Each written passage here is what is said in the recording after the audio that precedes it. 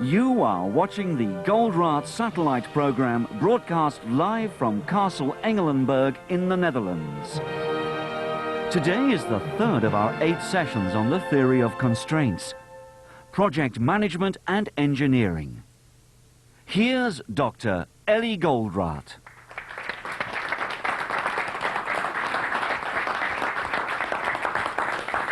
So, we meet again. And the subject of today is fascinating, project management. I don't know about any subject which is so diversified as project management. Think about it. Construction of a building, it's a project. Launching a marketing program in a new territory, a project. Implementing an ERP system, huge project. But it becomes even more interesting when we bear in mind that there are all sections of organizations, or all organizations, which are multi-project environments. Take, for example, a software house. That's a multi-project environment.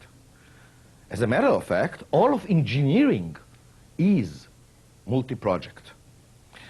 And the first thing that comes into mind is, what do you think? Is there anything that really connects them besides the name? Can we deal with all of them at the same time? Is there enough things which are common? I think that the best way is to ask people, what is your problem in the field of project management? Well, if you notice, people that are deeply immersed in projects are experts in bitching and moaning. And they have good reasons for it. So ask them what really bothers them. Amazingly enough, you will find out that no matter what is the environment of the project, it can be a construction company, or it can be engineering of new products, or it can be putting out a movie, which is a huge project, the complaints have enormous similarities. For example, let me show you a list that I got from a friend of mine that have a lot of experience in projects. And this list was not picked up because it's unique. It's a list that this person have composed within 3 minutes. It shows you how good he is in bitching and moaning. Okay. Let's look on these lists. For example, one of the complaints that he wrote is usually original due dates are not met. Somebody promised to a client. We will not talk about how we promised to the client. Now we have to deliver, we are doing our best. Not always we are succeeding in meeting it. For example, by the way, when I have talked with the Israeli Armed Forces, and I've spent a lot of time doing reserve duty there, they've claimed that there isn't such a thing that the project finished on time, or budget, or original content. Such an animal does not exist. When I've talked with the American Air Force, with the top generals there, they said, we always finish the project on time, on the last time, on the final date. But we've changed the final date 4 times. It's called recovery plans. I think that everybody is aware that this danger or this undesirable effect exists. Let's see some other complaints. For example, a second very frequent complaint is there are too many changes. We started a project, we thought that we've done quite a good job of scoping it out before that. As a matter of fact, we took a lot of time to do it, and then we start to do it, and immediately changes start to appear, all the time. Another complaint is too often resources are not available when needed, even if they were promised. Went here, they promised to have 3 people at that time. The time have come, we are lucky if we have 2. How many times it happens to you? Often. More. Necessary things are not always available on time. And when I'm talking about necessary things, are components of things that we needed to get from the outside, even from subcontractors or from vendors, or even things like permissions. You know, so many times we have to get permissions in order to do some task, permission from authorities, internally or externally, and we've done everything for that, and then the permission didn't came on time, and now we have to really jump through hoops. Another thing, there are fights about priorities between projects. And this is very, very common when we are dealing with multi-project environment, and when we are talking about even a single project, many times the resources involved have other things to do besides the project, and then you have fights all the time. Are you aware of such things? Oh, yeah. More. There are budget overruns. Sometimes startling budget overruns. As a matter of fact, whenever we have a project that's finished in budget, it's in the newspapers. It's news. More. There are too much rework.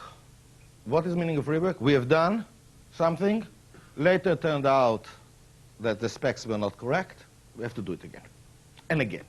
And in some places they are saying that's the biggest killer. If you notice something amazing, who wrote this list? You? It's unbelievable.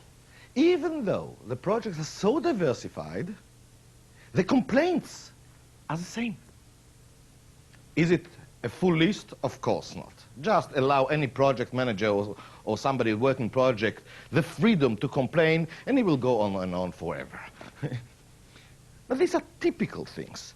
Does it mean that if the problems are the same in projects, that the cause for them is the same? Not necessarily. And that's very important to find out, because by now you all know the first question always is what to change.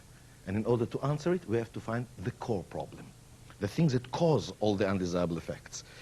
I will use this opportunity, because it's already the third in the session, to show you how do you go from this ocean of undesirable effects into finding what is the thing at the bottom, what is the cause for all of them. How do you find it at all?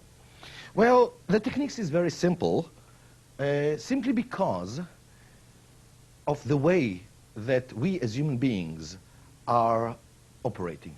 Do you know what do we call an undesirable effect? You know, one of these things that we've seen? It's actually a title for a situation where we find ourselves in a conflict, where we find ourselves between a rock and a hard place.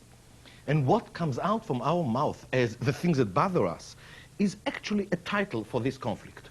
So what you do is the following. You take any one of these complaints, it doesn't matter which one, and you start to ask the person, what bothers you there? What conflict are you complaining about? What is the thing which you put yourself between a rock and hard place that you have just mentioned? And with few questions you get it. Let me show you, for example. Usually original due dates are not met. Then I asked the person that gave me the list, so what? I said, what do you mean, so what? He said, look, when we see that we are about to miss a due date, now we have to take some corrective actions. Fine. What are the corrective actions? He said it depends, but for example, one corrective action is to give up of some of the content of the project.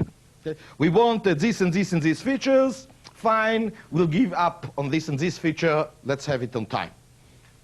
The most famous example of that is the stadium that was in Montreal for the Olympic. They gave up of the roof. We have to finish on time. Or some other time what you're saying is, I must get 3 more people, 4 more people, I must get more resources if you want me to finish on time.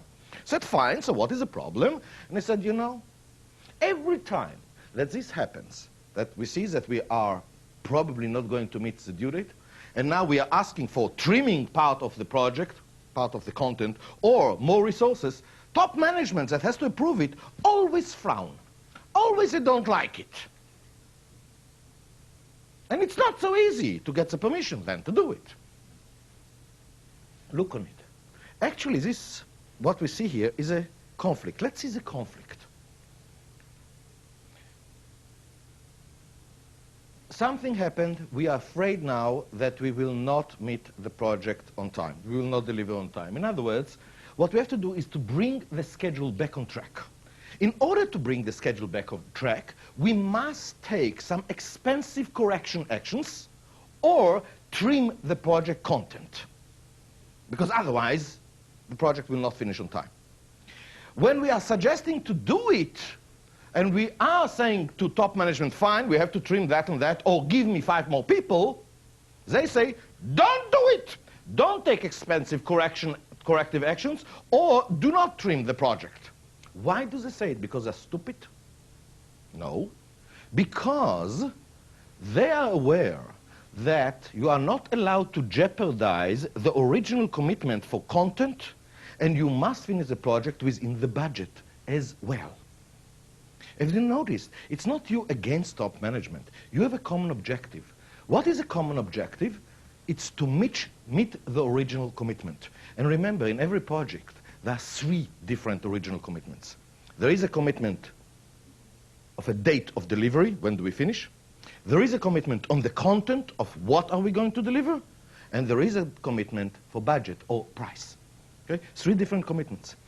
Whenever you have this problem of time, the corrective actions that you have to take are clashing with the other commitments. That's where you find yourself between a rock and a hard place. Am I right? Mm-hmm. Let's look on another one of the complaints. Let's look on the second one. What was it? There are too many changes. Well, you're asking, why do you have the changes and what is the problem? And he said, well, it depends. He said, so many times we are doing what we are supposed to do, and then another department or another people which are responsible for another part of the project are coming and saying, sorry, in order to do the contents that we are talking about, you have to change what you've done, because it doesn't fit. Now change. Or, said even worse than that, the client, he said exactly what he wants. He signed the contract. We started to do it. He's looking what we are doing, and he said, that's not what I meant. He wants a change. Now, sometimes he's refusing even to pay for the change. So these are the 2 sources that are for changes, either internally, because people went into a problem in the other side of the project and still has to be integrated, or the client. So I said, so what's the problem? And once again, you see immediately what is the problem. Look, the need is to take actions to fulfill the original commitment for content due date. These actions now has to require a change from us, otherwise they cannot meet it. Or, let's not forget, we have to honor the commitment to the client to deliver what they really need, which means I have to do the change if they say that's not what we want or that's not what we need. On the other hand, we are afraid to make these changes because what are these changes require usually? More time? Or more money? Is it understood? Yes or no? Once again, we are in the same thing. We want to meet all original commitment. In these cases, usually the changes are coming from what? From the need to protect the content. But the actions that we have to take, the changes that we have to take to protect the content are jeopardizing the money and due date commitment. Is it understood? Beautiful. You can go one by one on all of them, and you see the same pattern repeats. For example, let's take the last complaints that we had. What was it? There's too much rework. So you ask, why do you have the rework? And he said, because the specs that we worked on turned out to be not correct. So now we have to do it again. So I said, why didn't you wait until the specs will be correct? And what is the answer? If we wait until the whole specs will be laid out, then we're definitely going to be late. So we have to start before we finish the planning. Does it happen to you? Mm-hmm. Look again, what is the conflict? We must take action to secure meeting the original due date. Because of that, we have to start many times before the specs are finished. If we start before the specs are finished, means in order to secure it, we have to start too early. We will have to do rework. On the other hand, God forbid that we'll do rework, because what is rework doing? Immediately it inflates the time, inflates the budget, and many times it leads to giving up on the content. Have you noticed the same picture is appearing again and again and again and again? Let's see what is the generic conflict, what is the generic problem. I think that by now we can verbalize it quite nicely. What is a project management cloud? What is the problem of all this field? And the problem goes like that. The objective is obvious. You must meet the original commitment. And remember, there are 3 different original commitments: time, money, and content. Now, in order to meet the original commitment, since Murphy does exist, and since things are not going according to what we plan, remember, what is the things that typifies projects? The things that typifies project is high level of uncertainty. It's not like in productions that we've done the same thing 500,000 times. In a project, we've never done exactly the same, under the same situation. Very high level of uncertainty. So Murphy is guaranteed here. And this means that because Murphy strikes us, in order to meet the original commitment, we must do whatever it takes to meet the endangered original commitment. What endangered the original commitment? Murphy.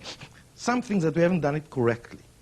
Now, in order to do whatever it takes to meet the endangered original commitment, we must actually compensate for early misestimations or misconsiderations. Will we always have misestimation and misconsiderations? Always. That's the nature of uncertainty. Is it understood? Yes or no? At the same time, we don't want to compensate for early misestimations and misconsideration. Why? Because we are not allowed to jeopardize the other commitments that we have. So from one hand side, we must compensate, and from the other hand side, we are not allowed to compensate. How lovely. Life is a bitch, and then we die. Not necessarily. Remember, this is a huge conflict. This is a conflict that everyone involved in the project all the time is facing. Correct? Oh, yeah. What do we do now? We compensate. So fine, in this project, we'll give up a little bit on this content, and we'll negotiate a new deadline, or we'll go over budget another 20%. We are trying to do our best. If we really want to improve it, we must find what? We must find a way to eliminate the conflict. We must find an assumption underlying at least one of the logical errors in this conflict, assumption which is wrong. Here comes a real problem, because you know what is the assumption that most people, the tendency of most people to attack is assumptions that they claim is totally wrong to start with? Look on the following. In order to meet original commitments, we said that we must do whatever it takes to meet the endangered original commitment. We must just jump through hoops to do it. Why? Because there is here an hidden assumption. And the hidden assumption is that the original commitment was realistic to start with. Because if the original commitment was not realistic to start with, why do we have to jump through hoops? Is it understood? Yes or no? Now, how many people involved in projects will tell you that this assumption, that the original commitment is realistic, is totally baloney? How many will tell you that? Almost 100%, except for the one who gave the commitment. So the tendency is to say, wait a minute, maybe the whole cloud is wrong, because, let's face it, we have told our salespeople that we need minimum 2 years. They went and gave a promise to the client of 1.5 years. Let them do the project. It's unrealistic. Or, corporate is now demanding that we will develop this product in 9 months. Impossibility! Why should we try when we know that it's impossible? Is it understood? Yes. Unfortunately, to break the cloud by exposing that this assumption is wrong, that original commitments are unrealistic, and that's the way to solve the project problem, will not help us one bit. As a matter of fact, we'll be dead. Why? Think about it.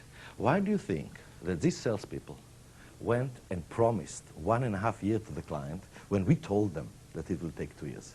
Why have they done it? Just to make us mad? Why do you think they've done it? Otherwise, you don't get the project at all. Why do you think top management are saying, we must come out with this new product in 9 months? Yes, I hear you that it will take 2 years. We must come in 9 months. Why? because they know that otherwise they will lose the market. Which means breaking the cloud here will make us right, but dead. That's not the solution.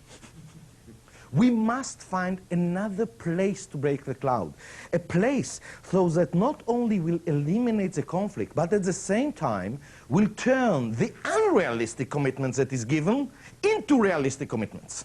In other words, such a phenomenal solution that will enable us to take things which right now, according to the modes that we operate, definitely are not realistic, and nevertheless turn them into realistic, that we can do it nevertheless. That's why I'm suggesting let's try to examine the validity of another assumption, assumptions that we all believe it's correct, and let's try to see whether or not it's really correct in reality. And the assumptions that I'm suggesting to check is not here, but here. What is the assumption? In order to do whatever it takes to meet the endangered original commitment, we must compensate for early misestimations or misconsideration. Why? Why must we compensate? Because we didn't took it into account at the beginning. Wait a minute. We didn't took the real specific problem into account because we didn't know what will happen. But you're going to tell me is that we didn't took any safety in the project? We were so naive in the planning that we assumed that MERV does not exist? Show me such a person. For heaven's sake, it doesn't exist. We are putting safeties in. We are putting safeties in the time. We are putting safeties in the content, less, because sometimes the engineer would really want to show off, so they have some problems. But we're definitely also putting safeties in the budget. So why do we have to compensate for early misestimations and misconsideration? The assumption here is that the safety that we are allowed to put into the planning is not sufficient to absorb all the glitches. There are some glitches which are so big that we haven't put enough safety for them. Not because we were not aware that such glitches can happen, but because it didn't allow us to put so much safety. Correct? Now, I want to highlight the fact that maybe, even though everybody in the world that's involved in project believe full-heartedly that this is right, maybe, nevertheless, this is wrong. Maybe the safety that we currently put into projects everywhere, in every subject, every project in the world, the safeties are so huge that there is no problem. But the way that we are managing the projects cause all these enormous safeties to be wasted. Now, this is really daring statement, I know. But you know why I was starting to think about it? Because from my experience, you know which projects takes forever and don't finish? The projects that you don't have a deadline. Have you noticed it? You have so much safety, no problem. Somehow, so much safety and you don't finish. Am I right? Do you have it from your experience? So something is wrong there. Something conceptually is wrong. And we don't have to go far to find it. If you recall the last session, we found, or at least we say that we found, what is the basic assumption of management in every function which was wrong. Remember what was this? We tend to judge actions and decisions not according to their impact on the whole picture, even though that's what we want to do. We tend to judge it according to the local impact. In other words, we assume that the local appearance is the way to get the global good impact. If that's the case, and if that is the problem for management in all aspects, it must be the problem also in projects. Do we have such a thing that we are trying to get good local performance under the assumption that if we get good local performance in projects, that's the way to get the good global performance? I think that there is something like that. Let's go and look into it a little bit more in depth. Again, what was the current mode of operation? The way to improve performance of the organization is by inducing local improvements everywhere. Do you remember it?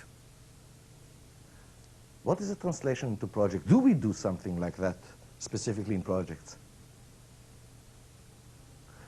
What is the global thing in project? We want to deliver the project as a whole on time. Definitely, that's what we want. How do we do it?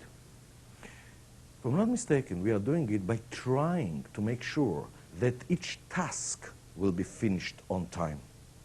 Am I right? Because what we say, if each task will finish on time, then the whole project will finish on time. And that's correct. But we assume that that's the best way to reach the whole project on time. That the way to get the global performance that we want is through concentrating on getting the local performance. Now we've seen already what mistakes are coming out of it. Let's now see what is coming in project management because of it. I claim that this tendency of making sure that each task will finish on time, and this management style of let's put attention on that, by that we'll make sure that the project is finished on time, is almost guaranteeing that the project will not finish on time. Why is it? Because we are here in a position which is even worse than to give the cat to guard the milk. You have to finish your task on time. Fine? And you know that I'm your boss and I will pay attention to it. Who is the one who estimated how much time it should take you? You yourself. How lovely. Now, we are not dealing with computers. We are dealing with human beings. So, how much time it will take you? And you know that after that, if you will not meet it, I will be all over you. Will it cause some impact on your estimation? No, could be, yes? Let's look on it again. Let's look on it much, much deeper. Look what's happening. We are not talking about deterministic numbers here. We are talking about what? Time estimations. What is the meaning of time estimation? Which means there is no deterministic number. This always takes 5 days, 0.3. It's about, which means we are in the realm of statistical guesses. Unfortunately, here starts the problem. Look, statistical guesses. Wherever we are talking about statistics, the things that immediately appears in mind is this beautiful bell shape. Everybody knows this bell shape? That's statistics. So there is so much chance that it will take so much time, and there is 50% chance that it will take so much time, and there is 90% chance that it takes so much time, and so on. First of all, what we have to realize is the following. These beautiful bell shapes exist mainly, do you know where? Where they exist? In textbooks. In reality, especially when you're talking about time estimates, they do not exist. Let me show it to you from my experience.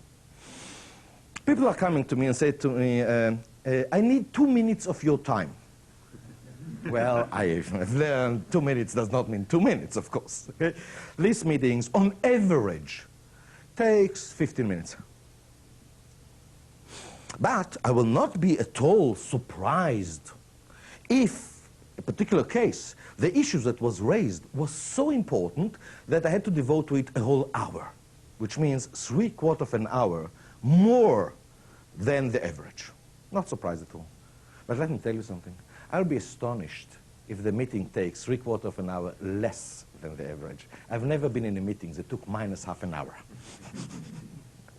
In other words, let's understand something.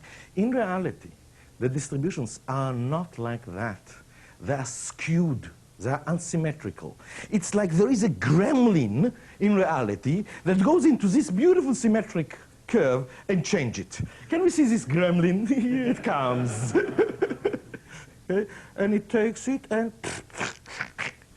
But look what's happening. Look what's happening. Look what's happening. Until here, this is 50% chance to finish at this time or less. What happened to the 80% chance? Look on how much it was pushed. the higher the uncertainty, the bigger the spread. Okay? What is this gremlin? It's a level of uncertainty. Is it understood? Yeah? Which means, if you complain that in your project there is a lot of uncertainty, and everybody in project claims that in his case it's a maximum uncertainty, which means how many maximum uncertainties there is, okay? This means that the difference between 50% and 80% is huge. Now let me ask you something. If you are the person that I'm coming to him and say how much time it will take you, and you know that after that I'm going to judge and I will be all over you to really finish on the times that you said, how many people are kamikazes? How many people will give an estimate that they think they have minimum 50% chance of blowing? Do you know such people? Very young, fresh engineer. Except for that, forget it. By the way, after his first project, he's not a kamikaze anymore as well. Human tendency is what?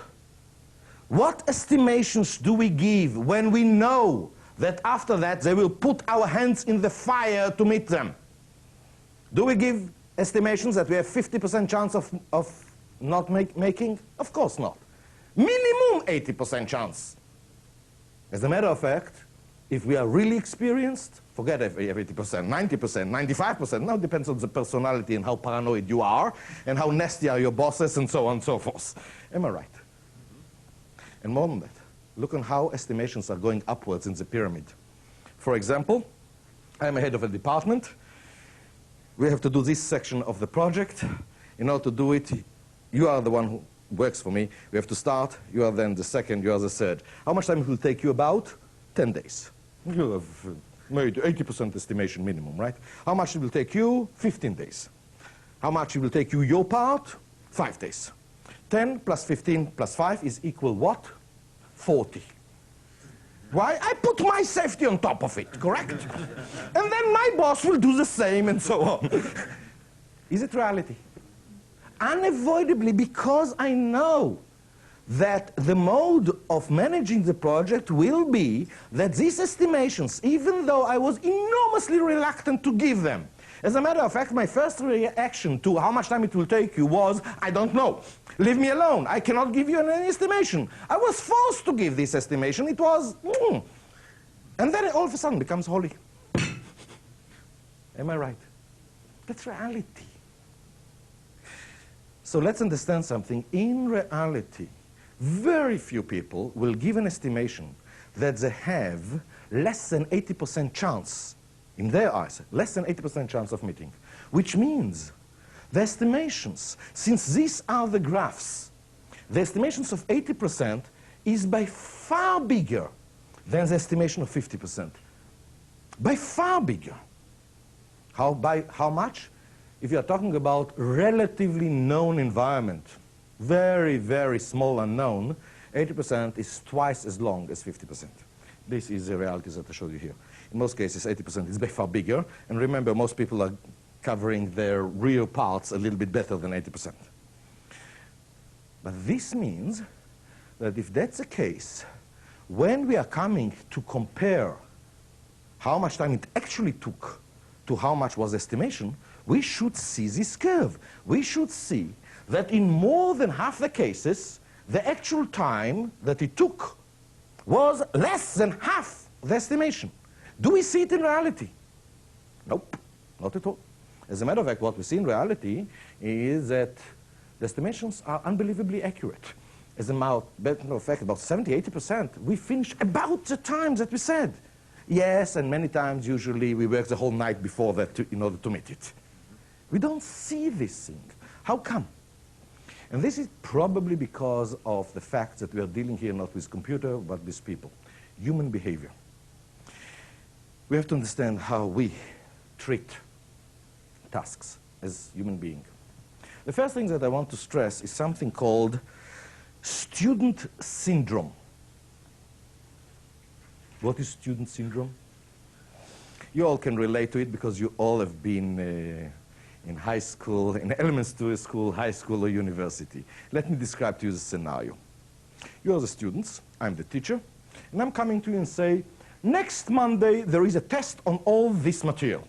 What is the instinctive reaction of students? What? There isn't enough time! We cannot make it! Suppose that I'm soft-hearted teacher, and I say, fine, not next week, a week later. How many students, immediately after we finish the day, will go home and start to prepare themselves for the test? Zero. What the heck? We have time. What's rushed? We will start, you know when. This is called the student syndrome.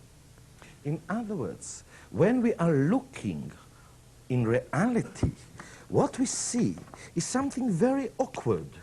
We see that if this is a profile, and here is the 50%, and here is the 80%, student syndrome will mean what? What the heck? It's not urgent, we have time, we padded our estimations a little bit. Which means at the beginning we will start very slowly. We have time now to read our email, and to really look more carefully on the specs, and to talk with some technicians, even to go to the library. We have time. In other words, we are really not starting with a task. What is the chance now to finish the task very, very early? Basically zero. And then we start to deal with the task. When do we encounter Murphy? When we're really working on the task. Which means what is happening is that the profile itself starts to look like that. Is it understood? Yes or no? We are changing the profile itself. And this is not just for the individual task. Look what happened between tasks. I'm supposed to do the first task. You're supposed to do the second task.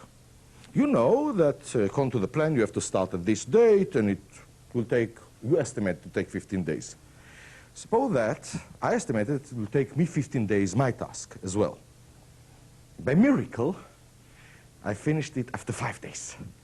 I'm giving it to you. What is now your reaction? Too early. Why should I start immediately on that? I have other things to do.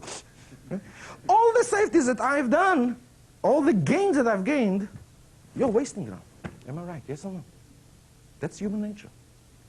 But there is something much, much worse than that, on top of that. And it's called Parkinson's law. Do you heard about Parkinson's law? Work spread to fill up the available time.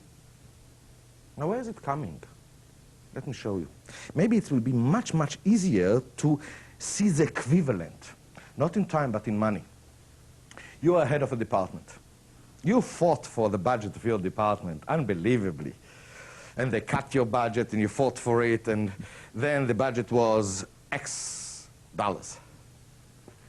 And now it's October, and you haven't spent all the budget.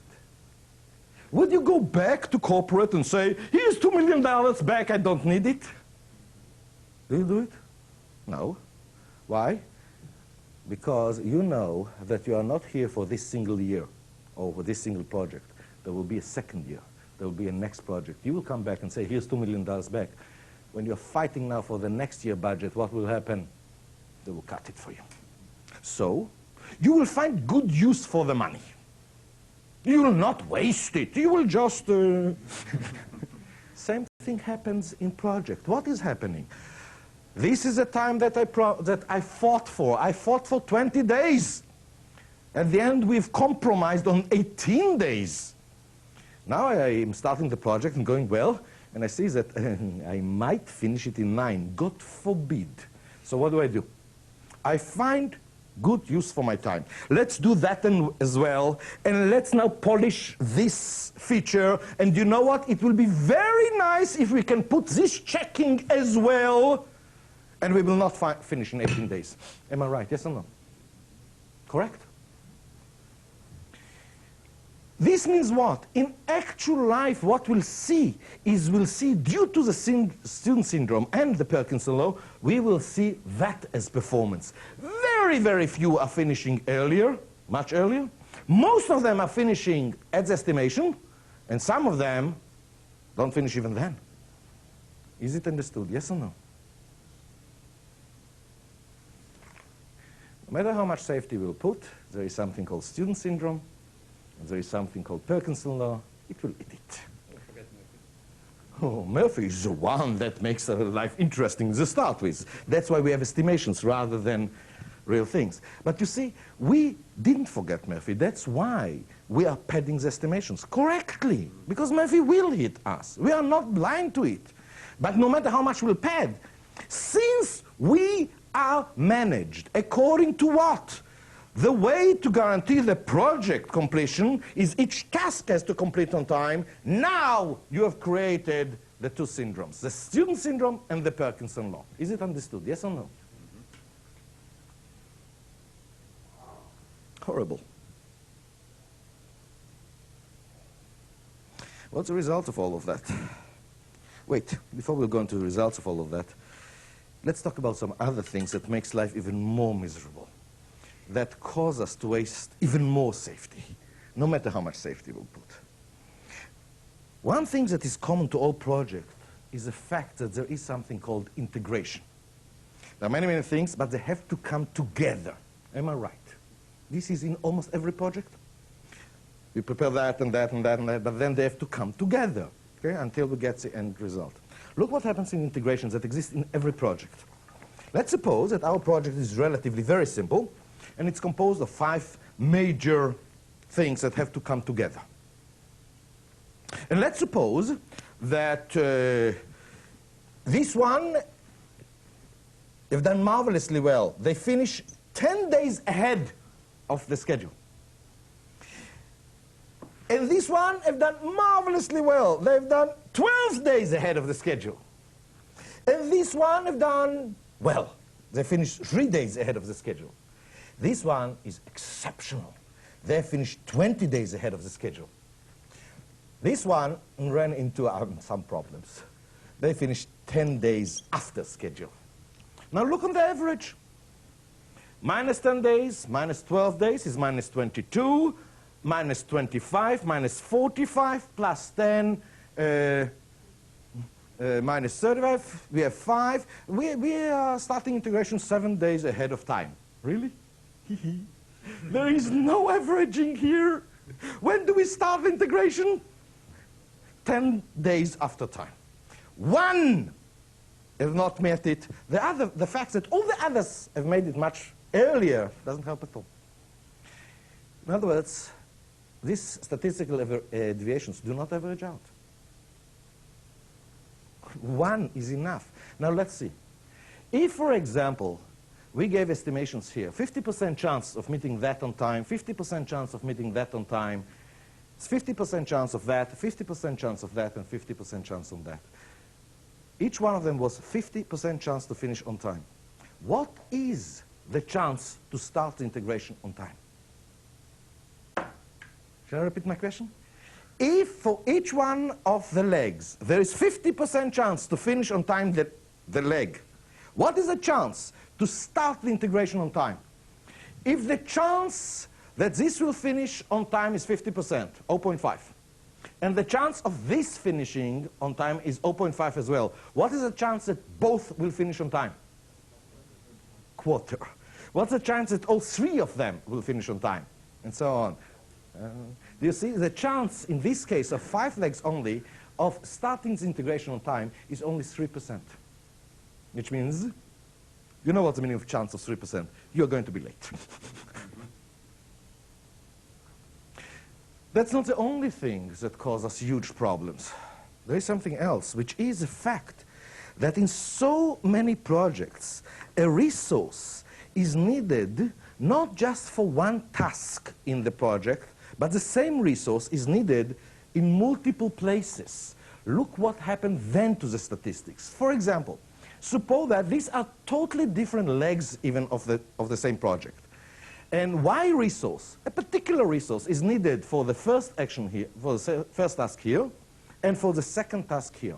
My question is the following.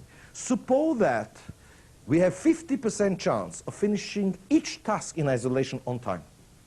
What is the chance that this task will start on time? Is it 50%? No. Why? Because in order for this task to start on time, what do you need? You need this task to finish on time, otherwise the resource will not be available, And you need this task to finish on time, otherwise he doesn't have on what to work. So what is the chance that both these conditions will be met at the same time? Only a quarter. Correct? Do you see now why people are so paranoid in taking 80%, 90%? No wonder. The problem is that they take 80 and 90%, and then the student syndrome immediately kicks in, and then immediately the Parkinson is mandatory because we are going to judge you according to your estimation on each task. And now all the safeties that we put in is not transferred. In other words, even if we could have finished earlier, we are not allowed to finish earlier because next time nobody will regard our estimation as realistic and they will cut it. So we are improving. And who can catch us? A programmer sits on a computer and works. Who knows what the hell is he doing? How can you catch it? Second thing is, even if we finish earlier, it's not passed to the other person because the other person is under student syndrome. What's the rush? If we try to see what is the impact of all of it together, it's very hard to see it in reality. Why? Because in reality, every project is done once. So when the project is not finished on time, you always find whom to blame. No wonder one or two were hit by a Murphy, one or two of the tasks statistically must be that one of them is hit more, and then we blame, of course, the specific case of Murphy. If you noticed, every project is hit by another Murphy, but somehow all projects are hit. So if we really want to see that it's not this particular bad luck, but it's inherent because of these statistical deviations and because of the behavior, we have to repeat the same project about 1,000 times. Now, in reality, this is a total impossibility. But we can do it on the computer. So let's see what happens when you are simulating it on the computer. Let's take such a project. This is a very typical project. Nothing to write home about. Look what is here. Each color represents another type of resource. And if you notice, for example, this operation and this operation and this operation are done by the same resource, where this and this and this and this is done by the same resource. Yes, there are here, for example, a task that only when you finish it, you can continue to do that. And also you have to, only then you can continue to do that. There are things which are sub-integration. This is Z major integration. Very typical project, nothing spectacular. I didn't try to complicate things or anything. And the time estimations, as I put it here, was 50% chance of finishing on time. I was very careful that in the planning stage, I will not ask the same resource to do two different things at the same time. I made the sure that, for example, if he's working here, this will be postponed, and so on. And then I put the student syndrome, the fact that people do not give 50% chance, but minimum 80% chance. I was very careful to take a low uncertainty environment, so the 80% chance is only twice as long as the 50% chance, which means if it looks like we finish it in 70 days, everyone will pad his estimations to be twice as long, so we are giving the commitment to the client to be 140 days. As a matter of fact, not exactly correct, because you know how it is done in corporations. You are saying that it takes 10 days, and you are saying it takes 10 days, and now the end result is that I have to promise the client 30 days. Okay, cut 10% everyone. Which also means that you will inflate it probably more, because you know that I will cut, and so on. So I've committed 140 days. Now, we ran the same thing with this distribution, which the 80% is twice as much as the 50%. No gains, no nothing. Really conservative. But now on the computer, I can run it 1,000 times to see what will be the results. Let me show you the results. This is a histogram of the results. This means the following. There were, in these 1,000 runs, there were some runs, about 1%, that they finished after 120 days. The project was finished after 20 days. In more than 50%, this is the line of the 50%, more than 50%, we have finished after 140%, 140 days. As a matter of fact, look on that. This is huge. What does it mean? It means we have more than 10% chance of finishing the project after 190 days. And we promised 140 days. No special Murphy. No special Murphy. No surprises. But that's accumulation of what we said just now. Now let me ask you something. If we have promised the client 140 days, and remember, we've promised it based on the fact that we have already padded our estimations to be 80%. We were already paranoid. We promised 140 days. We start to see that we are going to deliver in 180 days. Now what will happen? Hell breaks loose, right? Now let's do special efforts in order not to be so late. And the blame is spread on everyone that was late. Am I right? And everyone now has to work really hard to do it.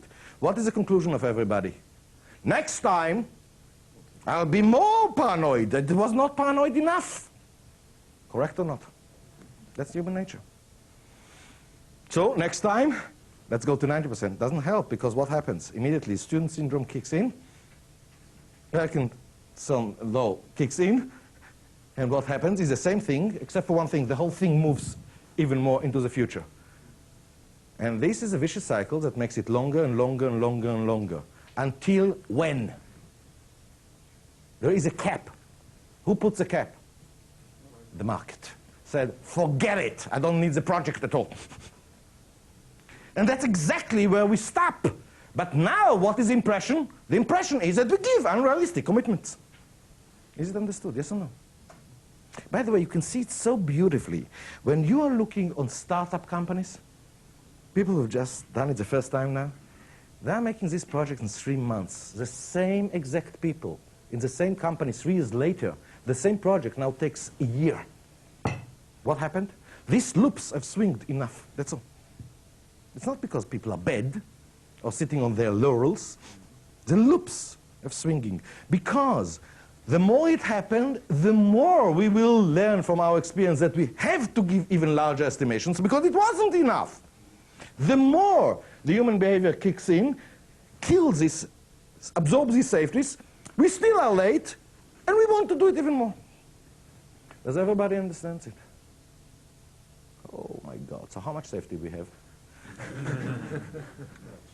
Ooh, ah. Now that's not the end of the story.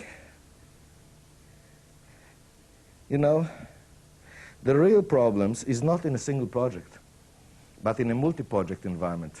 Do you know why? In a single project, we give 3 promises. How many promises we give in a multi-project environment? 3 times the number of projects. So if you are working in a multi-project environment which have a high level of uncertainty, at least you have one thing, my sympathy. But this doesn't help much. Let me show you why in multi-project environment the problem is by far bigger.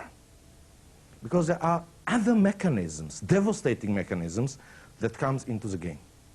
What typifies multi-project environment? For me, a multi-project environment is not many project period. There is another condition for me to call it multi-project environment. And it is the fact that in order to have the people utilized, I cannot afford to dedicate many people 100% to one project. There isn't enough work for them all the time. So the same people will work part of their time on one project and part of their time on another project. That's when we start to get a multi-project environment. Now look what is happening. In a multi-project environment, you will find that the organization is a matrix. Why?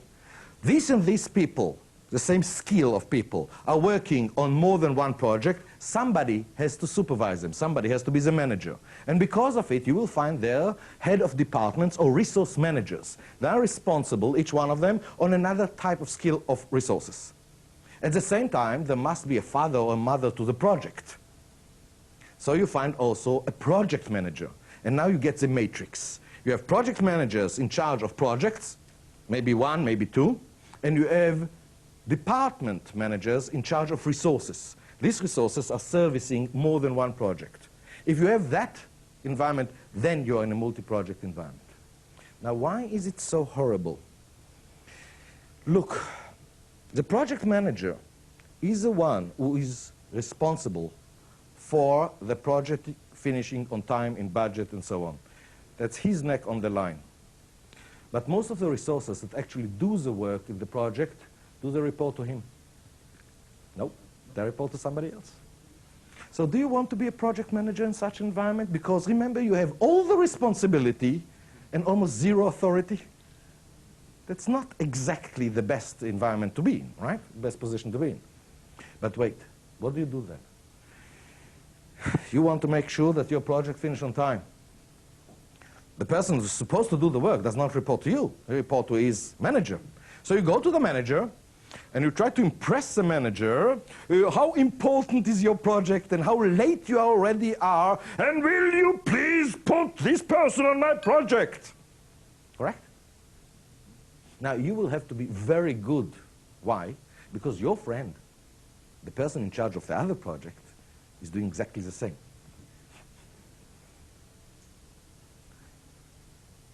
Now put yourself in the shoes of the one who manages the resources. Here you are coming screaming hell that I will put my people on your project, and at the same time your friend, which is also my friend, is screaming hell that I'll put the same people on his project. Now what do you want me to do? Flip a coin? I am the servant of many masters, and I don't know what really is more important because both of you are screaming hell. So do you know what I'll do?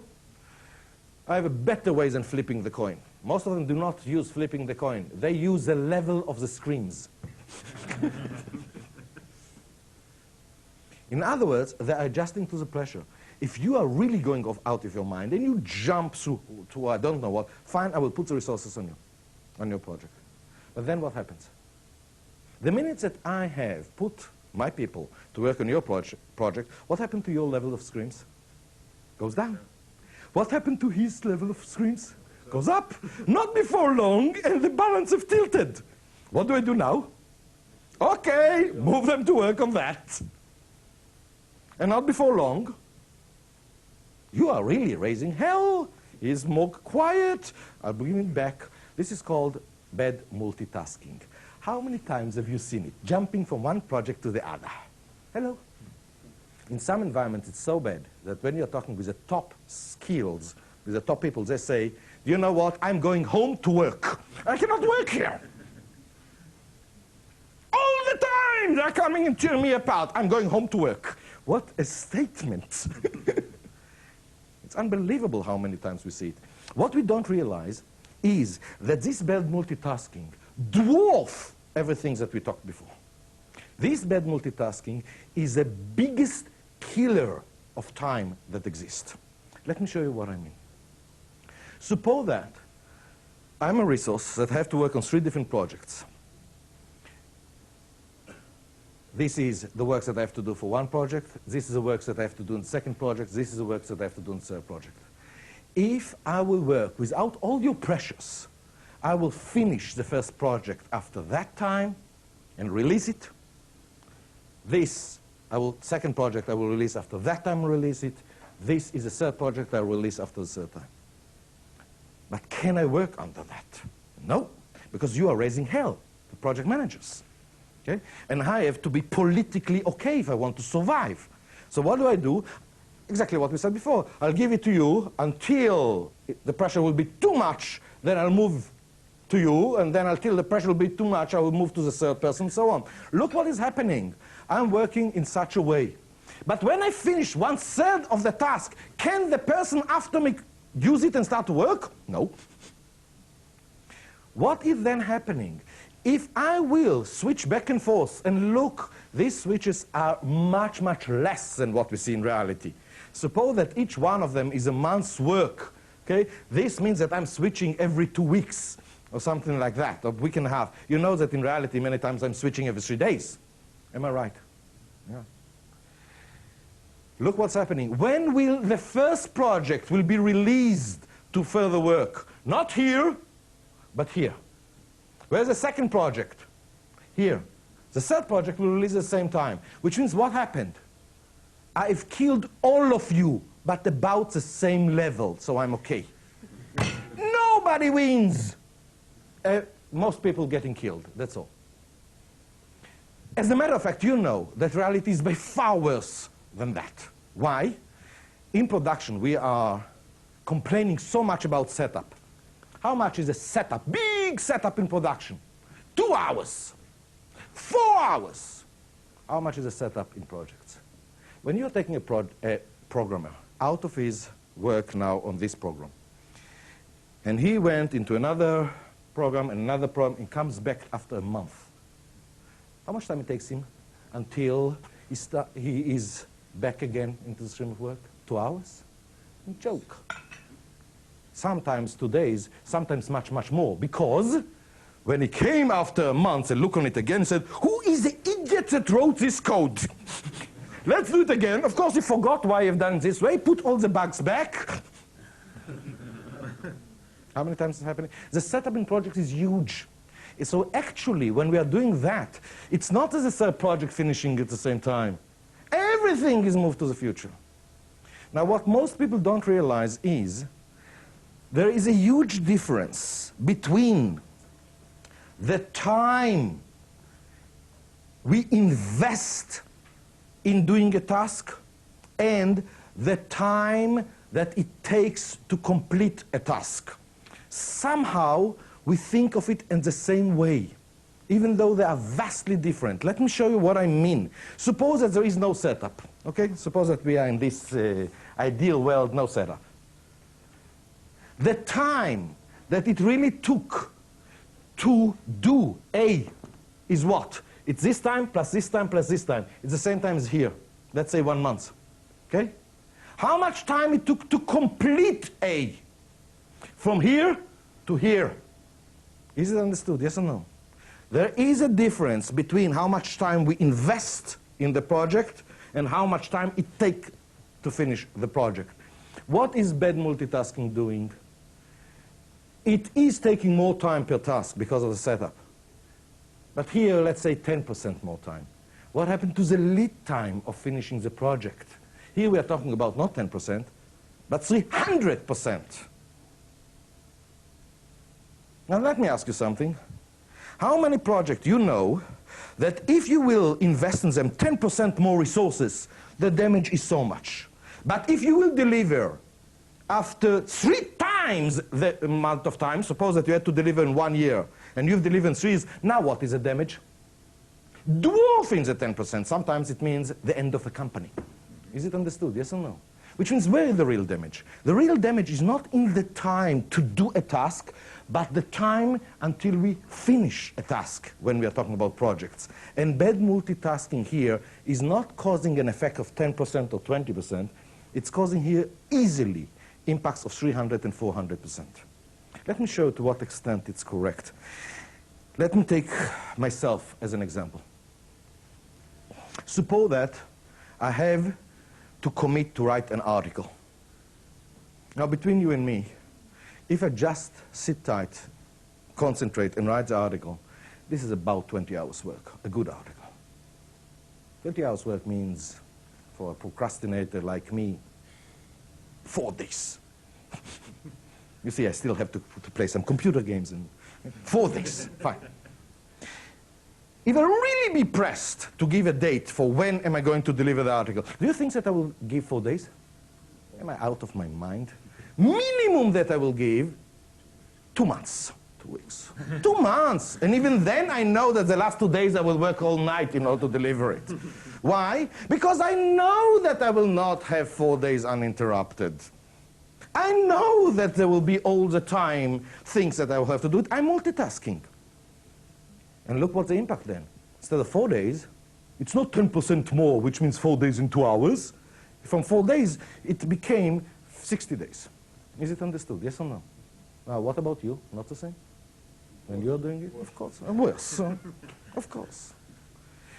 Which means, when we are talking about not meeting on time, what is the biggest killer in multi-project? The biggest killer is bad multitasking. Moreover, What happens now to our time estimates? You are coming to me and say, how much time it will take you to write an article? What do you want me to say? 4 days? Forget it. I will say, I don't know. Then you'll press on me, and then I will say, depends how much you will bother me